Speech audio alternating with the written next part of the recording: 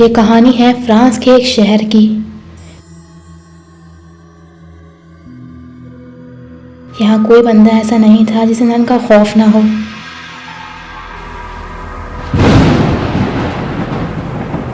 हर कोई रात को 10 बजे के बाद घर से बाहर नहीं निकलता था। नन आए दिन किसी न किसी को बहुत ही बुरी तरह मार डालती थी।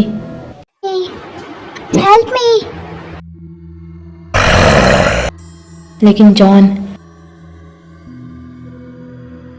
आज भी पूरे 5 साल बाद भी नन को खत्म करने के रास्ते ढूंढ रहा है।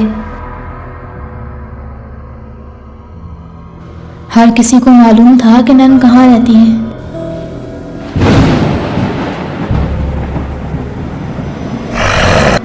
लेकिन किसी के पास इतनी ताकत नहीं थी कि उसे मार सके। मैं उसे एक काम करने के लिए मना लूंगा।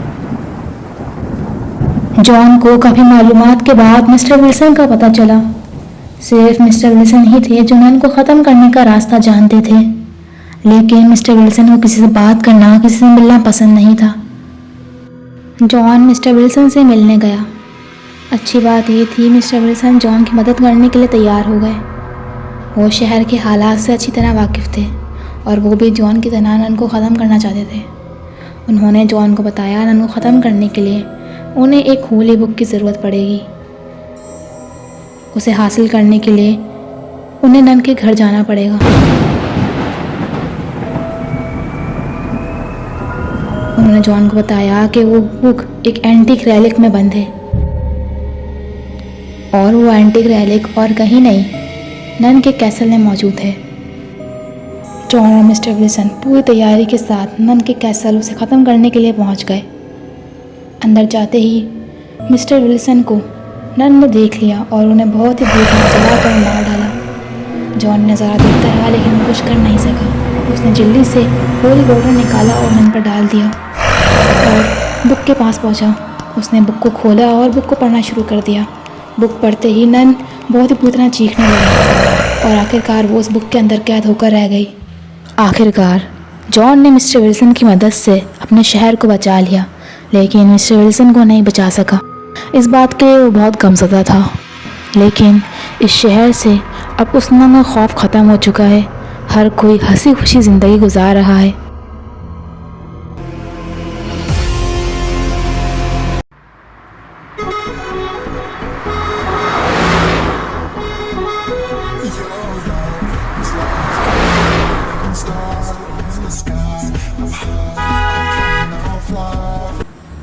एडवर्ड जो फ्रांस में नया शिफ्ट हुआ था, वो बिज़नेस के सिलसिले में फ्रांस आया था।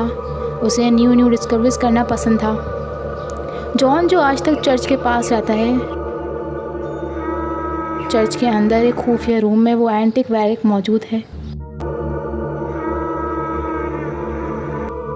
इसमें जॉन और मिस्टर विल्सन ने होली बुक रखी है जिसमें वो नन कैद थे।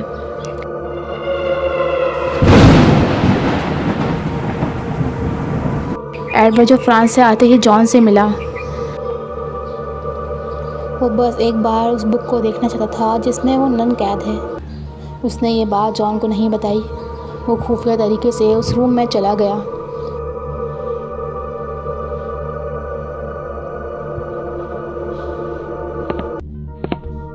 उस एंटीक रैलिक तक पहुंचना इतना आसान नहीं था। एडवर्ड ने जॉन के रूम से उस मैप को चुरा लिया था जिसमें उस एंटीक रैलिक तक पहुंचने का रास्ता था। एडवर्ड ने बुक देखने के लिए जैसे ही उस रैलिक को खोला, वो नन बाहर आ गई। उस नन ने सबसे पहले एडवर्ड को अपने कब्जे में कर लिया और एडवर्ड को अपना गुलाम बना लिया। जैसे ही नन बाहर आई, पूरे शहर में अंधेरा छा गया। हर तरफ सिर्फ खामोशी थी और ख़तरनाक नन की आवाज़। जॉन एंटीक रैलिक के पास भागा,